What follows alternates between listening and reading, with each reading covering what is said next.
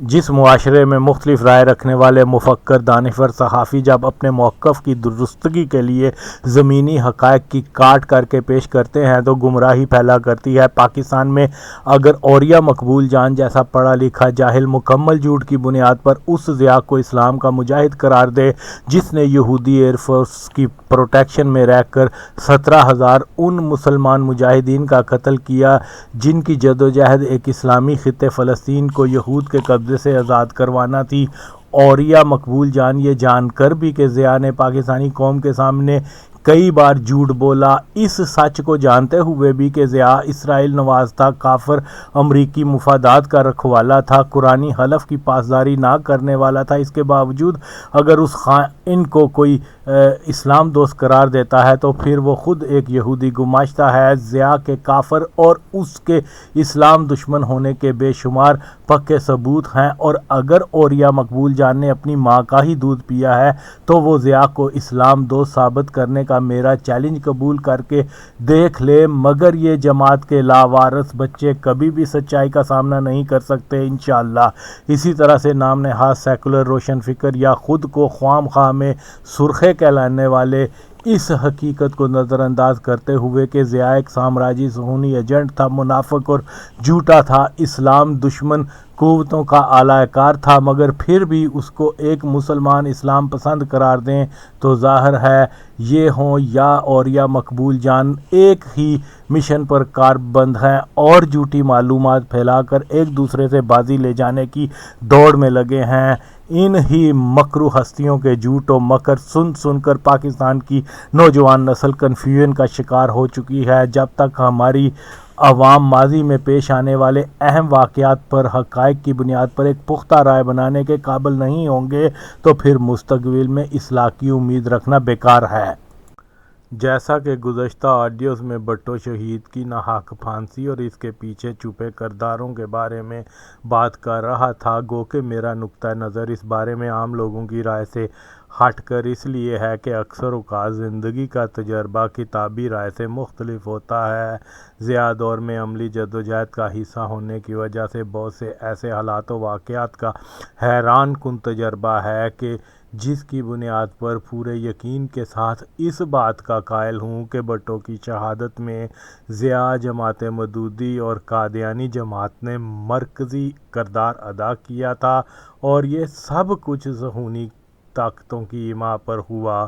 میری نظر میں ضیاء کے اقتدار کا ایک بڑا مقصد قادیانی جماعت کو پاکستان میں پروموشن اینڈ پروٹیکشن کرنا تھا، جس کی چند ایک مثالیں گزشتہ آڈیوز میں دے چکا ہوں، جن کو سن کر ضیاء کی اپنی اولاد کو بھی ماننا پڑے گا کہ ان کا باپ قادیانیوں پر بے حد مہربان تھا۔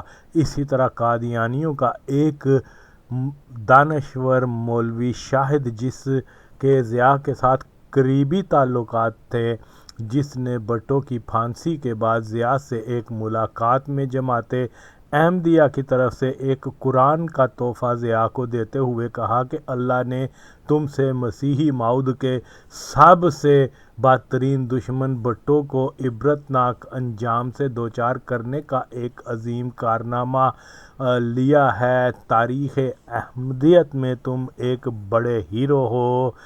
اصل میں قادیانی دانشور کو یہ کہنا چاہیے تھا کہ باطنی ہیرو لیکن ظاہری ویلن۔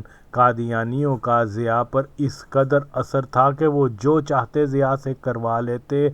ہمارے ایک بہت اچھے دوست جو پیپلز پارٹی کے زبردست حامی اور رائل ذوالفقار کے رکن بھی تھے، انتہائی پرکشش شخصیت کے مالک، آؤٹ اسپوکن، خوش شکل ہونے کے باعث جن سے مخالف میں کافی مقبول ہوا کرتے، مگر ایک حسینہ تو اس کے عشق میں ایسی مبتلا تھی کہ کچھ نہ پوچھو، ہر صورت اس سے شادی کرنا چاہتی تھی، مگر وہ صاحب شادی کے معاملے میں بالکل غیر سنجیدہ تھے۔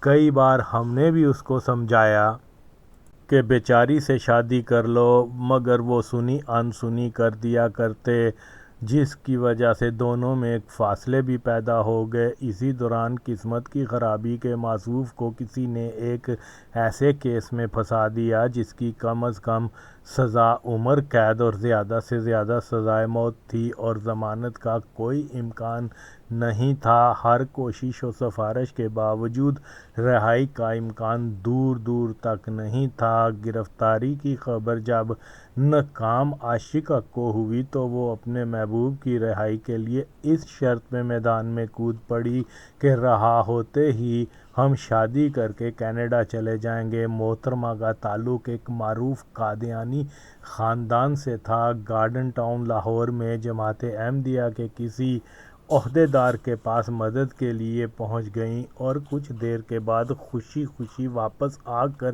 گرفتار شدہ محبوب کے دوست کو یہ خوشخبری دی کہ ہمارے خلیفہ صاحب نے لندن سے ضیاء الحق کو فون کر کے ان کی ضمانت منظور کروانے کا حکم دے دیا ہے۔ بے فکر رہو، اگلی پیشی پہ ضمانت منظور ہو جائے گی۔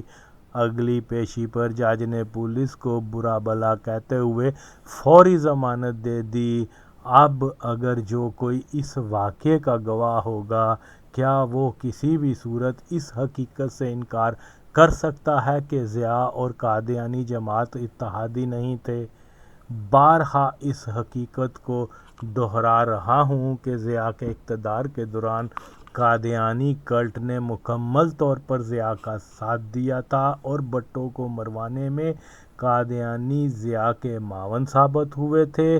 جس کسی کو اس بابت شک ہو تو وہ ایک بار کھلے دل سے تحقیق کر لے تو انشاءاللہ وہ بھی اس نتیجے پر ہی پہنچے گا کہ ہاں، ضیاء، جماعت مودودی، دیوبندی، سعودی عربیہ، یہودی اور قادیانیوں نے مل کر اسلام دوست بھٹو کو پھانسی دی تھی۔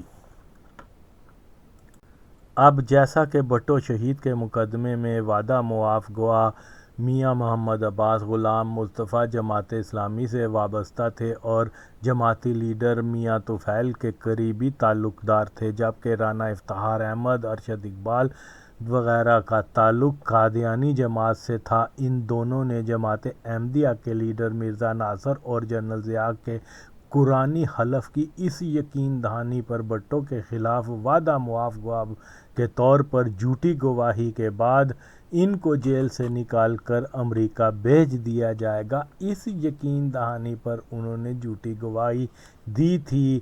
ہے کوئی ضیاء، جماعت مودودی، جماعت قادیانی کا کوئی فن خوان جو اس سچائی سے انکار کر سکے؟ بھٹو صاحب کو جب جیل میں یہ معلوم ہوا کہ قادیانی خلیفہ یہ کہتا ہے کہ بھٹو پر جو مصائب آئے ہیں وہ سزائے موت کی کوٹری میں بند ہے، تو اس کی وجہ صرف یہی ہے کہ بھٹو کو اللہ کی طرف سے سزا مل رہی ہے کہ اس نے ہم قادیانیوں کو غیر مسلم قرار دیا تھا۔ قادیانی خلیفہ کا یہ بیان بھی واضح کرتا ہے کہ بھٹو کی پھانسی کے پیچھے ضیاء قادیانی ہاتھ تھا۔ بہرحال بھٹو صاحب نے کرنل رفیق کو بتایا کہ دراصل قادیانی پاکستان میں وہ مرتبہ حاصل کرنا چاہتے تھے جو یہودیوں کو امریکہ میں حاصل ہے۔ اگر قادیانی مجھے ہی اپنے آپ کو غیر مسلمان ٹھہرانے کا ذمہ دار سمجھتے ہیں تو قادیانی تو نبی صلی اللہ علیہ وسلم کو آخری نبی نہیں مانتے، اور وہ تو غیر قادیانیوں کو مسلمان بھی نہیں سمجھتے۔ تو پھر میرے لیے یہ بہت فخر کی بات ہے۔ میں تو بہت گناہ گار بندہ ہوں، کیا معلوم کہ میرا قادیانیوں کو کافر قرار دینے کا عمل ہی میری بخشش کا باعث بن جائے۔ بھٹو صاحب کا یہ بیان دلیل ہے کہ وہ شعوری طور پر ناموس رسالت صلی اللہ علیہ وسلم کا ایک سپاہی تھا، جس کو اس بات کا احساس تھا کہ قادیانی صہیونیت اور وہابیت کے اشارے سے اسلام کے نام پر ایک فتنہ عظیم برپا کرنا چاہتے ہیں۔ بھٹو کو اس بات کا بھی فہم تھا کہ قادیانی ریاست پاکستان پر اپنا مکمل تسلط چاہتے ہیں اور ان کے تعلقات پاکستان مخالف ممالک سے بھی ہیں، جس کی وجہ سے قادیانی ریاست پاکستان، قادیانی جماعت پاکستان کے لیے ایک بہت بڑا خطرہ ہے۔ اس وجہ سے بھٹو صاحب نے نیوی، ایئر فورس کے چیف اور دیگر افواج سے قادیانیوں کو خارج کر دیا تھا، مگر ضیاء الحق نے اقتدار میں آتے ہی قادیانیوں کو پھر سے بحال کر دیا۔ غالباً جولائی 1979 کی بات ہے کہ بھٹو کے خلاف وعدہ معاف گواہ بننے والے دیگر افراد کو بھی پھانسی دے دی گئی۔ چھوٹا بھائی آغا نوید مرحوم اسی روز اپنے این ایس او کے دوستوں کے ساتھ صحت افزا مقام سوات میں خفیہ اسٹڈی سرکل اٹینڈ کر کے واپس آیا تھا۔ کافی تھکا ہوا تھا۔ کہنے لگا کہ میرا بیگ فلاں کامریڈ کے پاس رہ گیا ہے، تم وہ بیگ لے آؤ۔ جب میں اس کامریڈ کے گھر پہنچا تو ایک درمیانی عمر کا دیہاتی گھر سے نکلا۔ میں نے اس سے کامریڈ کا پوچھا تو دیہاتی نے بتایا کہ وہ تو لاہور آتے ہی فیصل آباد اپنے تائی کے بیٹے کی موت پر چلا گیا ہے۔ میں نے حیران ہو کر پوچھا کہ کامریڈ کے کزن کی موت کیسے ہوئی؟ تو دیہاتی نے سادگی سے جواب دیا، وہ جو کل بھٹو کیس میں پھانسی لگا تھا وہی تو تمہارے کامریڈ کے تائی کا بیٹا ہے۔ یہ انکشاف میرے لیے انتہائی دھماکہ خیز تھا کہ ہمارا انقلابی کامریڈ اور اس کا اپنا تایا زاد بھائی ضیاء کا ساتھی تھا۔ 2-3 دن کے بعد کامریڈ واپس آیا، آنکھیں سرخ اور چہرے پر غم کے تاثرات تھے۔ میں نے کامریڈ سے پوچھا کہ آپ کہاں تھے؟ تو جواب گول کر گیا۔ جس پر میں نے اس کو تایا زاد کی پھانسی کی بابت پوچھا تو کامریڈ نے مجھے مختصر طور پر بتایا کہ ہاں، میرے تائی کا بیٹا بھٹو کے خلاف وعدہ معاف گواہ تھا۔ ہوا یوں کہ جب بھٹو کو گرفتار کیا گیا تو میرے تائی کے گھر جنرل سوار خان چشتی اور چند دیگر فوجی افسران آئے اور انہوں نے میرے تائی کو مراد اور قرآن کا حلف دیا کہ اگر آپ کا بیٹا بھٹو کے خلاف گواہی دے گا تو بھٹو کو پھانسی کے بعد ان کے بیٹے کو امریکہ بھیج دیا جائے گا۔ میرے تایا نے سوار خان کو جواب دیا کہ میں اس بات کا اپنے خاندان کے افراد سے مشورہ کرنے کے بعد بتاؤں گا۔ بقول کامریڈ کے تایا نے ایک خاندانی میٹنگ طلب کی جس میں کامریڈ نے اپنے تایا کو مشورہ دیا کہ آپ ہرگز وعدہ معاف گواہ بننے کی غلطی نہ کرنا اور سوار خان کو صاف انکار کر دینا، مگر تایا نے معلوم نہیں کس وجہ سے حامی بھر لی تھی اور آخر میں اپنے جوان بیٹے کی لاش کے علاوہ اس کو کچھ نہیں ملا۔ میں نے کامریڈ سے پوچھا مگر آپ نے ہمیں اس بارے میں کبھی اعتماد میں ہی نہیں لیا؟ تو جواب تھا کہ دراصل میرے تایا کا یہ عمل کوئی فخریہ یا انقلابی نہیں تھا جو میں اپنے انقلابی دوستوں کو بتاتا۔ مفروری کے دوران مجھے فیصل آباد اور چنیوٹ کے درمیان کسی گاؤں میں رہنے کا اتفاق ہوا۔ جس بندے کے پاس ٹھہرا ہوا تھا وہ بھٹو صاحب کا دیوانہ تھا۔ ایک دن کہنے لگا کہ فلاں چک کا میرا ایک مرزائی دوست تھا، اس کا بیٹا بھٹو صاحب کے خلاف وعدہ معاف گواہ بنا تھا، جس وجہ سے میں نے اس کو یہ کہہ کر دوستی ختم کر لی تھی کہ تم ایک دن بہت پچھتاؤ گے اپنے فیصلے پر۔ جب اس کے بیٹے کو پھانسی ہو گئی تو ایک دن میرے گھر چلا آیا اور مجھ سے ایک بار ملنے کی التجا کرتا رہا۔ مجھے اس کی حالت دیکھ کر ترس آ گیا اور میں اس کو گھر لے آیا۔ میں نے سب سے پہلے اس کو کہا کہ یاد ہے میں تمہیں کہتا تھا کہ تم بہت پچھتاؤ گے۔ یہ سنتے ہی میرا دوست ہچکیاں لے روتے ہوئے کہنے لگا کہ تم بالکل ٹھیک کہتے تھے، وعدہ معاف گواہ بننے کی پہلی پیشکش کو ہم نے ٹھکرا دیا تھا، مگر بعد میں جماعت کی طرف سے مجھے ربوہ آنے کا حکم ہوا۔ جب میں ربوہ پہنچا تو میری ملاقات ہمارے خلیفہ مرزا ناصر سے کرائی گئی، جس نے کچھ سخت لہجے میں کہا کہ شیطان کو سزا دلوانے کا شرف کیوں ہاتھ سے جانے دیتے ہو؟ جس شیطان نے ہماری جماعت کو کافر قرار دیا، اب اگر اللہ کا عذاب اس پر آ رہا ہے تو تم کو اللہ کا فرما بردار بن کر وہی کچھ کرنا ہے جو ہم حکم دیں۔ تمہارے بیٹے کو کوئی آنچ نہیں آئے گی۔ بھٹو کتے کو پھانسی کے بعد سبھی وعدہ معاف گواہ کو رہا کر دیا جائے گا، یہ میرا تم سے پکا وعدہ ہے۔ مزید تسلی کے لیے تمہاری جنرل ضیاء سے بات کروا دیتا ہوں۔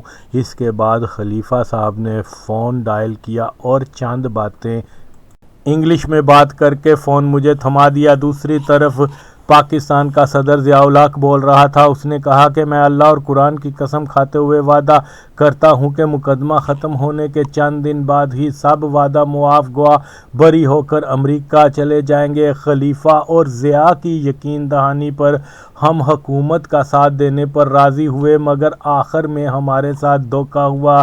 खलीफा साहब बैरून मुल्क चले गए और अब हमारा कोई पुरसाने हाल नहीं है।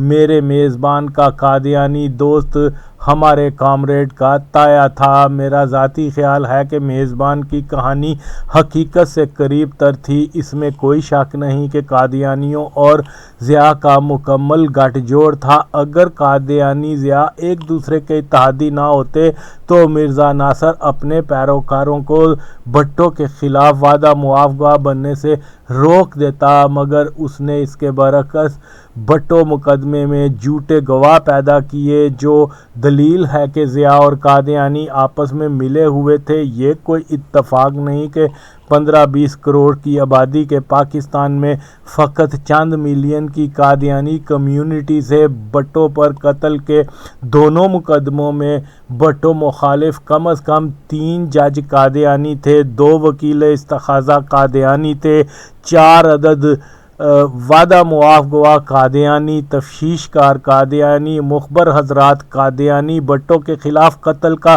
मुकदमा दर्ज करवाने वाला मदई कादियानी। इसके अलावा दीगर मिलिट्री पर्सनल या बैरोक्रेट्स की अक्सरियत कादियानी जमात से थी, जिन्होंने भट्टो को फांसी दिलवाने में ज़िया हुकूमत का मुकम्मल साथ दिया था। ज़िया जमात मदूदी जमात कादियानी के इत्तेहादी होने के इन नंगे सबूतों के बाद भी अगर नाम नहाद सुर्खे या सब्ज़े ज़िया को कादियानियों का जानी दुश्मन करार दें या कादियानियों को इंतहाई दर्जे का मजलूम करार दें, तो फिर दस्ते मन बाला किन नामुराद कंजरों से कौम का पड़ गया पाला। एक ज़माना था कि दुरुस्त मालूमात के ज़राए की मिसाल यूँ दी जाती, कलंदर हरची गोयद दीदा गोयद, मगर अब गूगल इंफॉर्मेशन का दौर है। मालूमात के ज़राए भी आम होते जा रहे हैं। आज ही किसी दोस्त ने एक लिंक शेयर किया जिसमें ज़िया के कादियानी पस मंज़र का हवाला मिला, मगर मुझे याद है कि पाकिस्तान का एक फ़िल्मी अदाकार अनायत हुसैन भट्टी, जो पीपल्स पार्टी का एक जोशीला कारकुन भी हुआ करता था, तहरीर और तकरीर में कमाल रखता था। ज़िया मार्शल्लाह के इब्तदाई दौर में भट्टी ने अपनी किसी तकरीर में दावा किया था कि जनरल ज़िया ख़ुद मुसलमान नहीं, ये कैसे पाकिस्तान में इस्लाम का निफाद कर सकता है। भट्टी के मुताबिक जनरल ज़िया ने फ़ौज में शामिल होने के लिए ख़ुद को कादियानी ज़ाहिर किया था, इसलिए ज़िया का इस्लाम पे होना साबित नहीं। इस तकरीर के बाद अनायत हुसैन भट्टी को हुकूमती दबाव की वजह से काफ़ी अरसे तक खामोश करा दिया गया।